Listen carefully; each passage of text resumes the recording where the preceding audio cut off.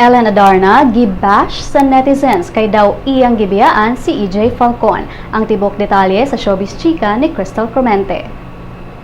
Na hot topic gyud si Ellen Adarna human sa panghitabo sa bag-o lang giselebrar nga Star Magic Ball ni adtong Sabado. Date ni Ellen ang iyang co-star sa Pasyon de Amor nga si Ejay Falcon ug giingon nga sweet pa kaayo ang duha sa ilang pagrampa sa red carpet. Apan daw pag-abot nila sa Grand Ballroom, gibiyaan na dayon ni Ellen iyang date ug adto na daw nagipaglambingan sa aktor nga si Paulo Avellino. Niulbo ang maong issue dihang nagpost si Ellen sa iyang Instagram account ug hulagway niya sa Star Magic Ball. Matod sa aktres sa iyang caption nga nalingaw daw siya magpaka-glamorous kay daw dili man siya glam in real life. At hipon sa caption, nagpasalamat si Ellen kang EJ pagdala kaniya isip date sa maong ball. Apan human na post ang hulagway, ni comment daw si kapamilya actress Isabel Daza og "and then you ditched him" apan gidelete daw dayon kini. Anhina nagkagubot ang netizens og gibash si Ellen sa pagbiya niya kang EJ. Matod sa pipila ka Instagram users nga na-turn off daw sila sa gibuhat ni Ellen o gibasol pa sa uban ang iyang pagkalasinggera. Rude po daw siya o gitag pa sa uban si EJ o giingnan nga dili na kuno imbitahon sunod ang aktres. Apan sa bahin ni EJ, true gentleman gyud kini human ni post sa iyang Instagram account nga dili daw i-judge si Ellen o great date daw ang aktres. Crystal Clemente alang sa Showbiz Chika.